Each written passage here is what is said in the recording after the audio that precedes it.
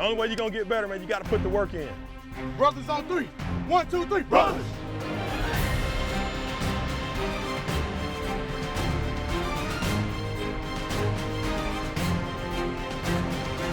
Everything that we do out here is for a purpose. Hey, you got to get in there and fight now. You got to get in there and fight. Let's stop that talking and let's just do it, bro.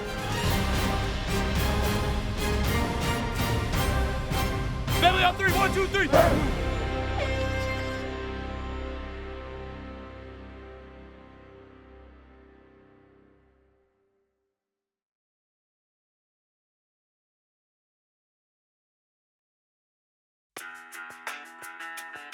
Angle tackle, angle tackle. Get over there in the hop. Let's go, let's go. I want to make sure that I club with those arms. And when I club with those arms, I want to get the ball out. The ball doesn't come out, then I want to pull his back to me and run on his toes. So here we go. Set. Go. Feet, feet, feet, feet, feet. There you go, there you go, there you go. Hey, near foot tackle. Near foot tackle. You're going to burst out. Near foot's up. I'm going to burst out, come to balance. I'm exploding through the bag, clamping and landing. Explosive tackle. Set. Hey. There it is, good.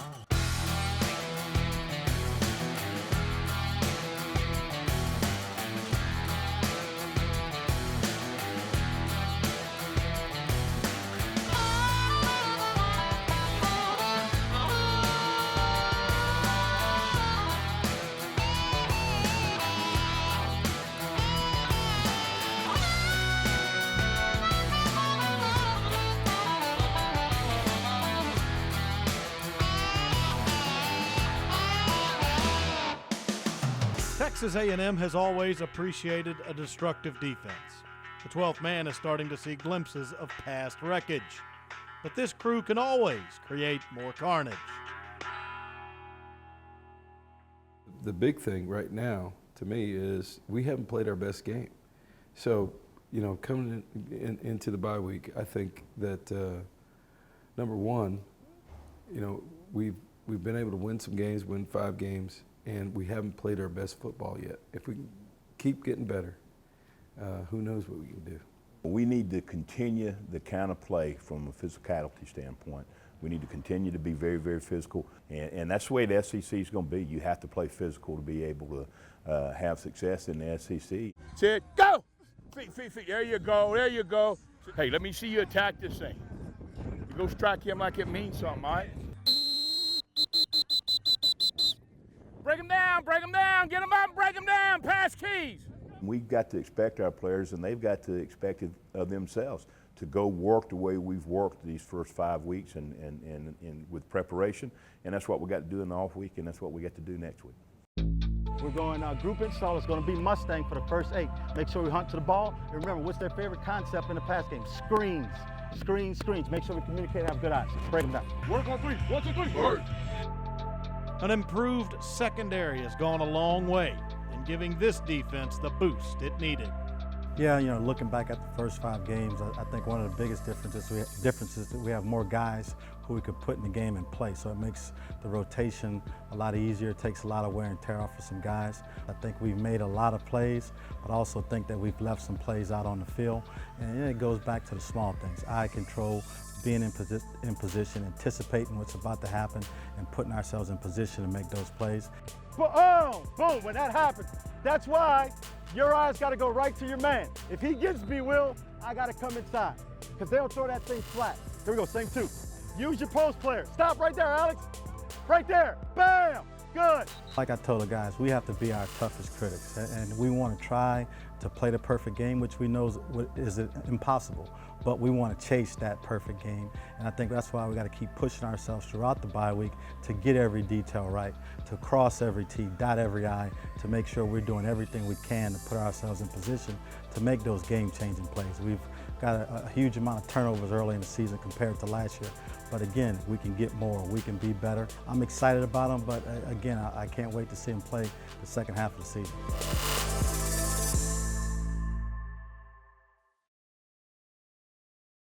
The Pulse, Texas A&M Football, is brought to you by Memorial Hermann, official sports medicine partner of Texas A&M Athletics. When we sat down and talked to him about the move, he thought it was great, and he's really focused on trying to become the best corner he can be, and that helps our team.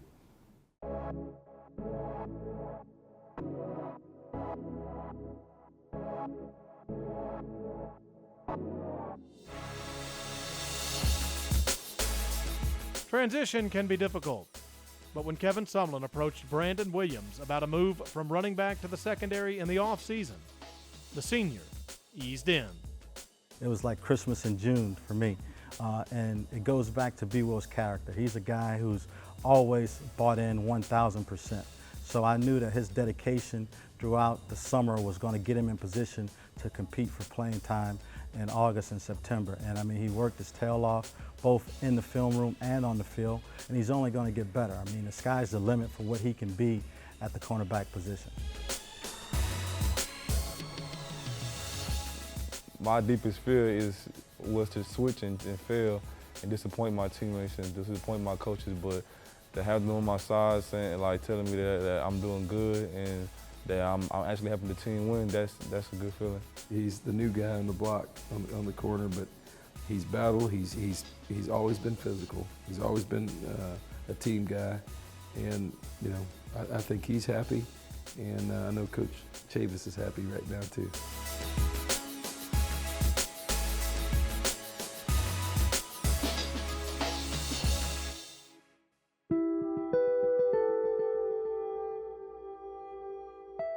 Williams has adapted before. He transferred from Oklahoma to A&M. Having to sit out a year brought challenges.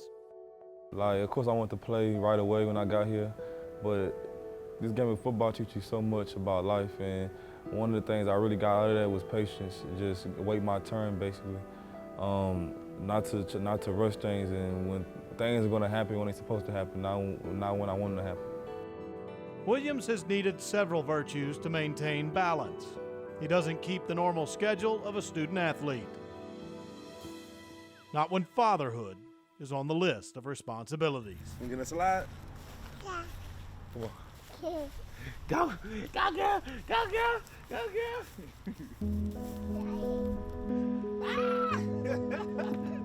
1, 2, 3, jump.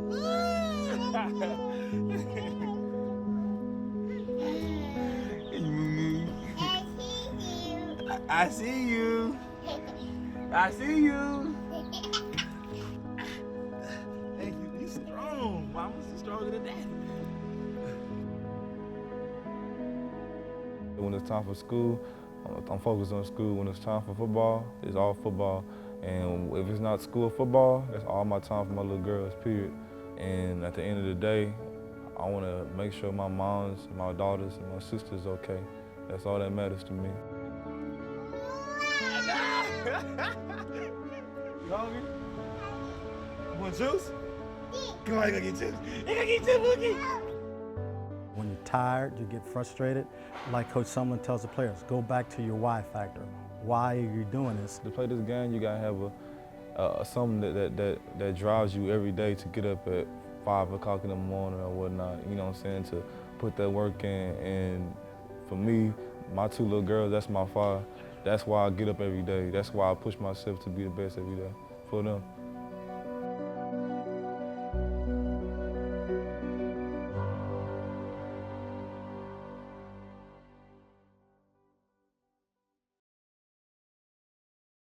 The Pulse, Texas A&M Football, is brought to you by Pepsi, official soft drink of Texas A&M Athletics.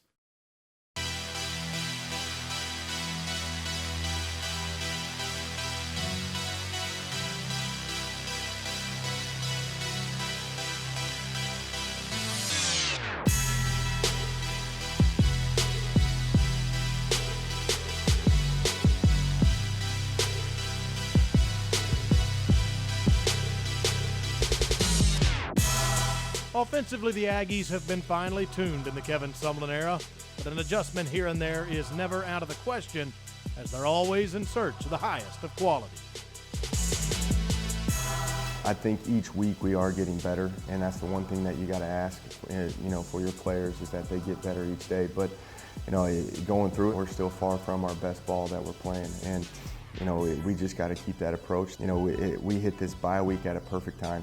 we can get healthy and we can correct these mistakes, and hopefully we can get better through these practices, and you get 2 solid weeks of preparation for Alabama.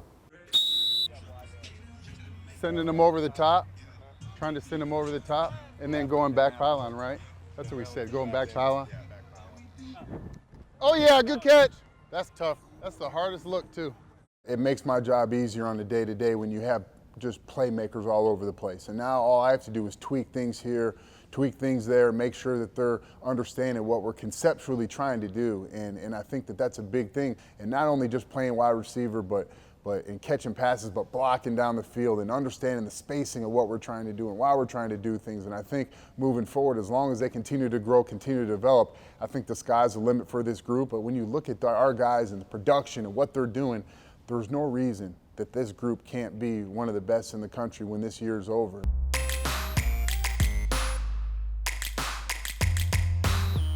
Dave Christensen is in his first year as offensive line coach and run game coordinator. To keep the engine running, the driver must be protected and the lane cleared for the road ahead. Ready to roll again? Tell you what, you earned some respect last week. On the ball!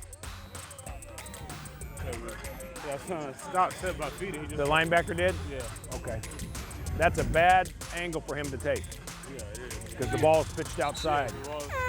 And he shouldn't be able to get there. Nice, Trey!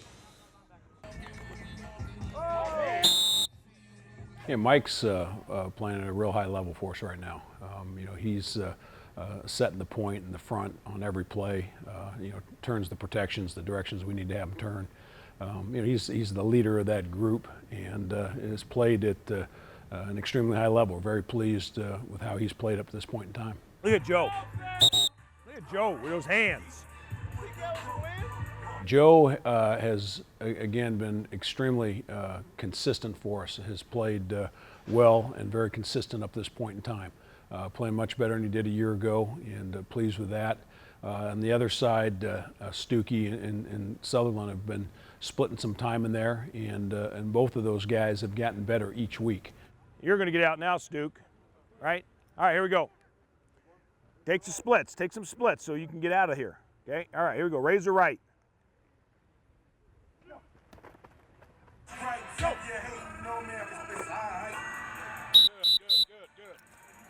Really anchor, really sink your hips on that one now, because what you got to understand is I'm not going to see nobody from here like that. Listen, no, I know, but learn to block him because he's the best.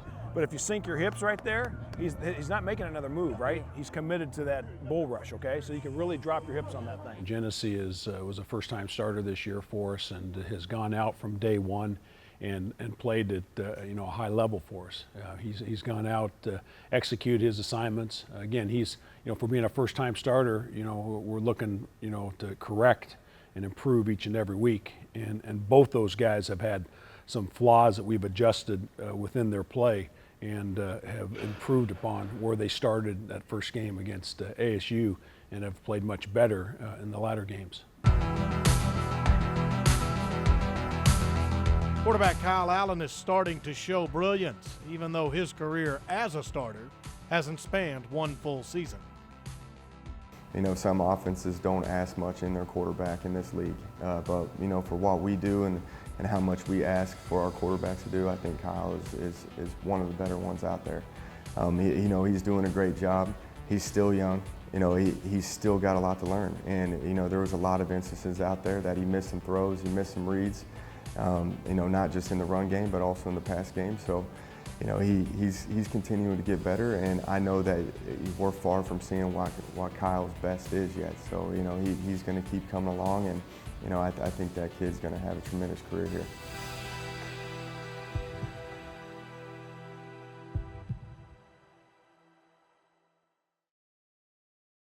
The Polls, Texas A&M Football, is brought to you by ASCO, your place for case construction equipment in Texas. What's in a number? In this program, a lot, if it's 12. Growing up in an Aggie family, Sam Miller knew this well. His dedication added up to a milestone. He's now worn the renowned numeral more than anyone at A&M. His journey began as a walk-on. At first, it's really tough because the coaches don't really know who you are. You got to, make your own name. You got to play with your chip on your shoulder. You got to bring it every day. I didn't even know his name the first couple practices, and got on the field and you see the plays he makes. He's blocked punts. He's done a lot of different things here. Luckily, Coach Sumlin treats the walk-ons amazing. Everyone comes here wanting to play. It's not just like walk-on. Most of the walk-ons, like, they're here, they want to play. Like, it's not like, oh, I just want to be on the team. Like, they're all working to be the 12th man. So that's really cool. Against Mississippi State, he surpassed Nick LaMantia for the esteemed honor, yet feels nothing exceeds when he was awarded the revered jersey for the first time. Probably one of the happiest days I've ever had. I mean, it's something I've always worked for. I couldn't believe it happened to me that young. I thought it was going to be a couple more years. Actually, I'm probably more proud to be number 12 because that's something I've always wanted to do growing up. Being on scholarship, yeah, that's awesome. I didn't think that would ever happen to me. I thought I had a chance at 12th man, so that's why I worked for it. I worked towards that. And they get no further than out to the 5, and it was great coverage by number 12, the famous number here. Sam Miller did it again. He's having himself a game here. 31st consecutive start as the 12th man. That's a school record. Nick actually messaged me on Facebook and about a week or two ago and told me, hey, congrats, like, I'm rooting for you, like, I'm proud of you, you're wearing it, you're representing it well. And so that was pretty cool to hear from him. People get different about it because we put him on scholarship, but he's earned that. It's a huge tradition. I mean, it's probably the biggest tradition in college football. Sam's proud to be the 12th man, and we're proud for him to be the 12th man. It's huge. It's a huge deal. So I'm very proud of that.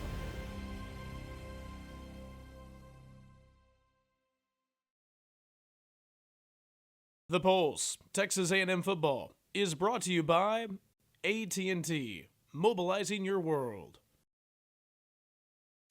As you win, every week I come up here and this game is the biggest game. This game's the biggest game. And so this game is a big game because we're 5-0 and it's Alabama and we're top 10 teams and we're trying to win a division championship and get to Atlanta. Jake, what did you take away from 59-0 last year? How did you see Kevin handle it? And why do you think this program is in a better position now than it was when it lost that game? Yeah, definitely when you lose 59-0, there's got to be some evaluations going on. And, that was something that we kind of handled in the off week after that last year. I think we're, mentally and physically light years ahead of where we were last year at this point, and I think it's a different team. But, it's like what we tell our kids, we got to move on, play the next play, and how can we, correct our mistakes and move on. I think we've done that so far. Do you personally get more excited, psyched up, whatever word you would use to face Alabama?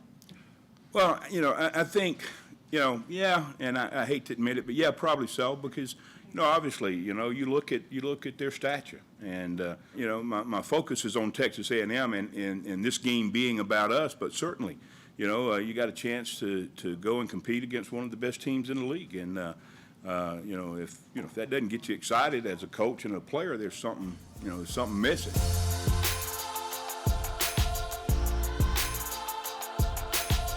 This week is about being challenged mentally and physically. Getting our health back together, and then seeing what we can do on a run here in the last 7-8 weeks. It's a big game because it's the next game, but it's also a big game because it will help shape the Western division of this conference. Without a doubt, we had over 104 last week, and the fire marshal better show up for this one because it's going to be. I don't think there's going to be a seat and a half.